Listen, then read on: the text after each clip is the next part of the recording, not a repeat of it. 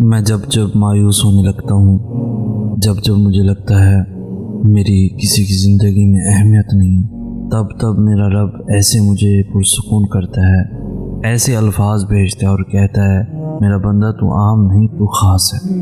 میرا رب مجھ سے بہت محبت کرتا ہے۔ جن دروازوں کے کھلنے کا آپ کو شدت سے انتظار ہے، ہو سکتا ہے وہ اتنے کھوکھلے ہوں کہ کھلتے ہی ٹوٹ جائیں۔ عین ممکن ہے جو چیز تمہیں پسند آ رہی ہے وہ تمہارے حق میں بری ہو۔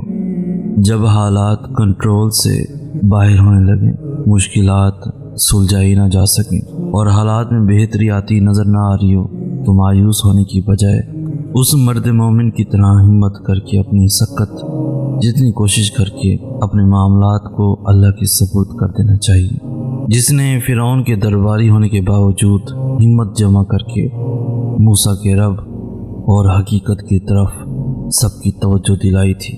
ان بتوں کی پرستش کرنے والے مشرکین کو اللہ کی طرف رجوع کرنے کی دعوت دی تھی، بنا سوچے کہ اس کے ساتھ کیا سلوک کیا جائے گا۔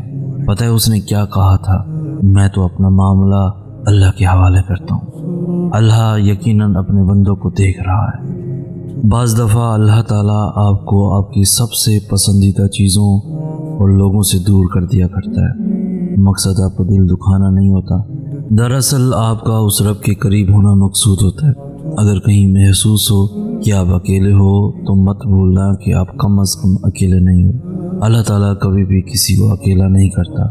اس کا نام ذرا دل سے لو، دل کی گہرائیوں سے پکارو اسے۔ آپ کی ماں آپ کی ایک پکار پر اتنا تڑپتی ہے تو وہ کتنا پاس آتا ہوگا۔ کبھی امید نہیں کھونی، کبھی اداس نہیں ہونا، کیونکہ وہ کبھی امید توڑتا نہیں ہے، وہ دلوں کو جوڑنے والا ہے، وہ نور علی نور کر دیا کرتا ہے۔ دیکھنا ایک دن تم شکر کے سجدے میں ہوگے اور آنسوؤں سے تمہارا چہرہ اور جائے نماز بھیگ چکی ہوگی۔ تمہیں سمجھ نہیں آئے گا کہ کس طرح اس رب کا شکر ادا کرو۔ تمہاری وہ دعا جو تمہیں ہر نماز میں یاد آتی ہے، جو تم سجدوں میں گر گرا کر مانگتے ہو، جو تمہیں بے چین کرتی ہے، وہ ضرور قبول ہوگی۔ وہ صداؤں کا جواب دیتا ہے، یقین کرو۔ جب ہم تنہا ہوتے ہیں نا، تب ہمارے پاس دو راستے ہوتے ہیں۔ ایک راستہ کہ ہم نفس کی بات مان لیں اور دوسرا راستہ اللہ کی بات مان لیں۔ تنہائی میں ہم گناہ بھی کر سکتے ہیں یا عبادت بھی، ہم تھوڑی دیر کی لذت بھی پا سکتے ہیں یا ذکر اللہ سے سکون بھی۔ ہم کسی گناہ کے لیے بھی رو سکتے یا پھر اللہ کی یاد میں بھی آنسو بہا سکتے ہیں۔ ہمیں لگتا ہے کہ ہم اکیلے ہیں، مگر وہ ذات تو دیکھ رہی ہے نا۔ اس خالق کو پتہ ہے کون تنہائیوں کو گناہ سے بھر رہا اور کون نیکیوں سے، کون اس کی ناراضگی مول لے رہا اور کون رضا مانگ رہا، کون اللہ کے سامنے کھڑے ہونے سے ڈر رہا اور کون نہیں۔ ایک بزرگ کہتے تھے کہ اگر اپنا ایمان کا لیول چیک کرنا ہے تو اپنی تنہائیوں کو دیکھو کہ کیا کر رہے ہو۔ تنہائی پا کر لو تو اللہ کی محبت اور رضا پا لو گے۔ دعائیں تو نصیب کا قلم ہوتی ہیں، اور اگر تم چاہتے ہو کہ یہ قلم تمہاری مرضی سے تمہارا نصیب لکھے تو اپنی مانگی دعاؤں پر یقین رکھو اور مایوس نہ ہو کہ یہ قبول کیوں نہیں ہو رہی یا کب ہوں گی، کیونکہ اللہ دعا کا اختیار ہی تب دیتا ہے جب وہ چاہتا ہے یہ قلم تمہارے نصیب کا لکھا مٹا کر اسے تمہارے مطابق لکھ سکے۔ اگر دعائیں قبول نہ بھی ہوں تو اللہ پر ہی یقین رکھنا، اسی سے ہی مدد مانگنا، وہ دے گا اور ضرور دے گا۔ دیر صرف تمہاری بہتری کے لیے ہے۔ تم یہ خیال کرتے ہو کہ تم پر ظلم کیا جا رہا ہے، حالانکہ وہ تو رائی کے دانے کے برابر بھی ظلم نہیں کرتا۔ وہ تمہاری طرف کو جانتا ہے، تمہیں سمجھتا ہے، بس وہ تمہیں آزماتا ہے تاکہ تم دنیا کی زندگی میں سرخرو ہو کر آخرت میں بلند ترین مقام پا سکو۔ کیا پتہ اللہ نے تمہیں بار بار مانگتا دیکھنے کے لیے قبولیت میں کچھ دیری اس لیے کر دی ہو کہ وہ تمہیں تمہاری چاہت سے بڑھ کر دینا چاہتا ہو۔ تم یقین کے ساتھ دعا کرتے رہو، وہ رب تمہارے ساتھ ہے اور جلد قبولیت ہو جائے گی انشاءاللہ۔ تمہارا بار بار اسی چیز کو مانگنا دلیل ہے کہ وہ تمہیں ملنے والی ہے۔ यकीनन अल्लाह ने दुआ कबूल करने के लिए ही तुम्हारे दिल का हिस्सा बनाई हो।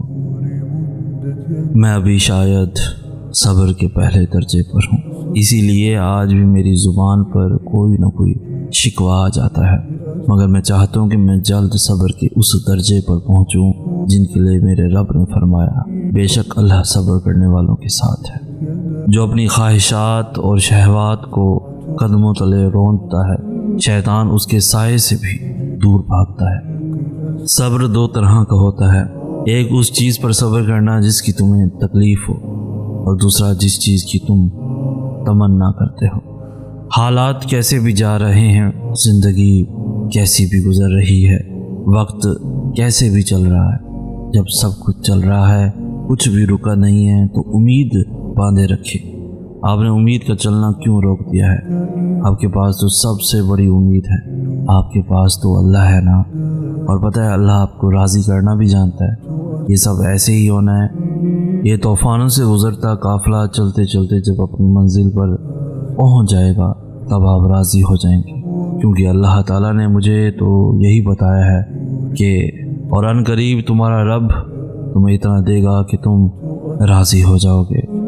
डरते क्यों हो तुम? अल्लाह है ना, वो बचा लेता है सच्ची। वो तुम्हें कभी ऐसी मुसीबत में नहीं डालेगा जिसका सामना न कर सको। अगर किसी मुश्किल में डालता है तो दरअसल वो तुम्हें उसके ज़रिए बहुत कुछ सिखा रहा होता है। और याद रखो कि वो हमेशा तुम्हारे साथ है। फिर तुम्हारा मायूस होना तो बनता ही नहीं। जो चूंटी की गई सरगोशी को भी सुनता है तो तुम्हें लगता है वो तुम्हारे आहो पुकार को नज़रअंदाज कर सकता है। कोशिश की जो ज़ुबान से निकलकर भी कान तक पहुंच नहीं पाती, वो भी उस तक पहुंच जाती है। वो तुम्हारी उन रोती हुई आंखों को यूं ठंडा कर देगा जैसे उसने याकूब की आंखों को ठंडा कर दिया था। वो तुम तक हर खोई हुई चीज़ यूं वापस ले आएगा जैसे वो अंधे कुएं से यूसुफ को निकाल के याकूब तक ले आया था। क्या हो सकता है क्या नहीं, ये सोचना तुम्हारा काम नहीं। तुम्हारा काम बस दुआ करना है। फिर देखो वो ऐसे मौजज़े लाएगा कि तुम्हारे रोंगटे खड़े हो जाएंगे। तो तुम बस वो करो जो तुम्हारा काम है, और अल्लाह तो वो कर ही रहा है जो उसका काम है। अपने दिल की कैफियत उसे बताया करें कि आप क्या महसूस कर रहे हैं, कितनी तकलीफ़ में। आप यकीन करें वो बहुत प्यार से सुनेगा। उसके सामने रो लेने से ही आपके दिल में सुकून उतरेगा। बेशक वो दिलों का हमराज है।